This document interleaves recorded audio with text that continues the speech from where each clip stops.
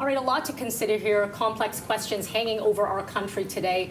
As we await the inauguration, what does this second Trump presidency mean for Canada? Kind of a loaded question, but let's explore that. Joining me now, Rob Goodman, Associate Professor of Politics at the Toronto Metropolitan University. Thank you so much for joining. Thanks so much for having me. It is a loaded question, isn't it? So at least we've seen the development when it comes to tariffs. What about relationships? We saw Prime Minister Justin Trudeau in Trump's first presidency. He was at the helm, and now TBD, question mark. What could you see as a potential relationship builder or breaker for Canada and the U.S.? I think when I think about relationships, I think about the underlying factors that drive them. I think politicians' personalities are important, especially when you look at an autocratic leader like Donald Trump, who makes his whims and his urges so central to the way he governs. But I think beyond that, what's more fundamental are these deep-seated issues in U.S. democracy. We are at a point where we're inaugurating an authoritarian movement and an authoritarian president of the U.S. Because U.S. democracy is in deep, deep trouble. So regardless of however President Trump relates to the leaders, the Liberal Party, the Conservative Party, or any particular Canadian leaders, I look at that underlying factor. I look at a democracy and a neighbor and an economic and security partner that is in deep, deep political trouble. And I don't think it can be projected to be a stable democratic ally or partner anytime soon. And that, I think, is the bigger issue that Canadians of all parties are starting to grapple with, or are going to have to grapple with, I think, probably for my lifetime. Is there any leader or political party here in Canada that you think would be better suited to deal with Trump in that scenario then? I mean, it's tough when you look at leader. Obviously, we have a Liberal leadership race on the go. We've got lots of things up in the air.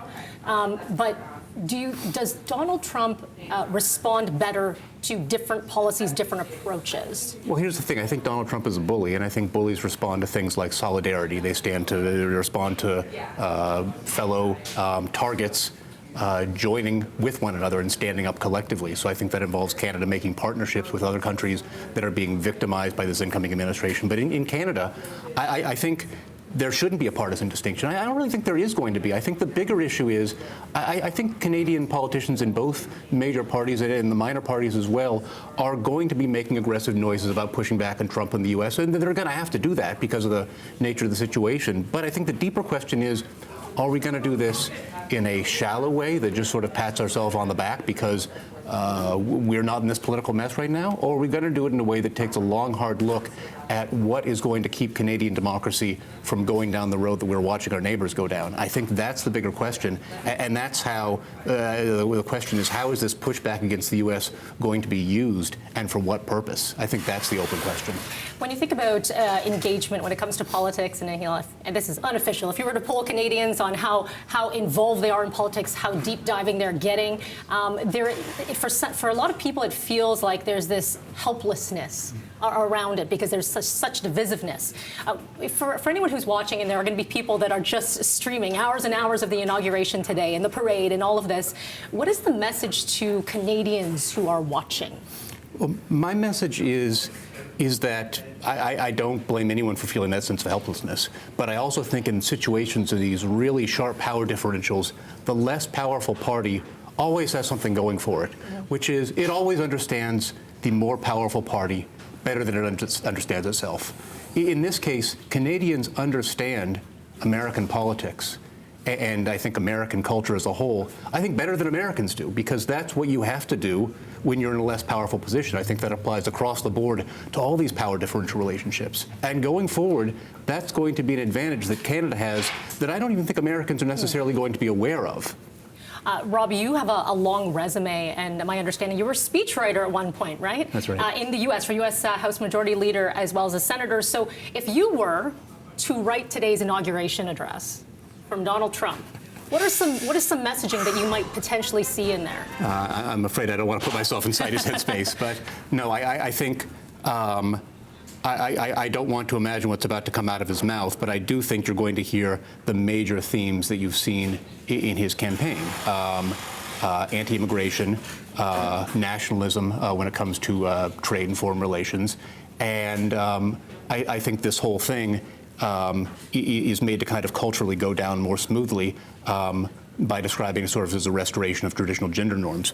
I think that's also going to be a big part of the first day executive orders. I think at the same time, you're going to see a crowd. I look at the crowd attending this inauguration in person. I see major tech figures. I see the CEO of Apple. I see Elon Musk. I see Mark Zuckerberg from Facebook and Meta. The list of the tech oligarchs who are here to celebrate this inauguration goes on and on. So I expect there's going to be an economic message too. And the challenge is always, how do you get an economic platform that is so popular with the likes of these tech CEOs to go down smoothly with ordinary Americans? I think that cultural war message about immigration, about gender, that often in this sort of politics does the trick. And I'd expect to see some of that as well. Okay, as we're watching the feed right now, and as you said, we've got these tech oligarchs, we've got former presidents, no Michelle Obama, which we don't have an explanation on Michelle Obama just yet as to why she is missing. But it's interesting, as they were on their way in, one of the questions thrown to incoming President Donald Trump was, how are you feeling today? Well. Well. Is it, and for a man of many words, few words heading into the rotunda. I guess that comes with strategy. He's going to have a lot of words later. Presumably. I think the fact is, he probably doesn't want to draw attention to it, but of course he's a pretty elderly man, just like our last president was. And I think, like it or not, there is going to be a lot of attention to his physical well-being and his physical state. Of course, he's a COVID survivor as well. And of course, we know that for people with underlying conditions who have previously had exposure to COVID, that can cause underlying health problems. Unfortunately, he's been vaccinated, as I assume most people in this room have been, which is great. But I do think that people are going to be paying attention to the health of the president as they would for anyone in his position. And of course, that also puts a lot of eyes on J.D. Vance, the vice president. Okay, a lot to watch. Appreciate your insight. Rob Goodman with TMU. Thank you so much. Thanks so much for having me.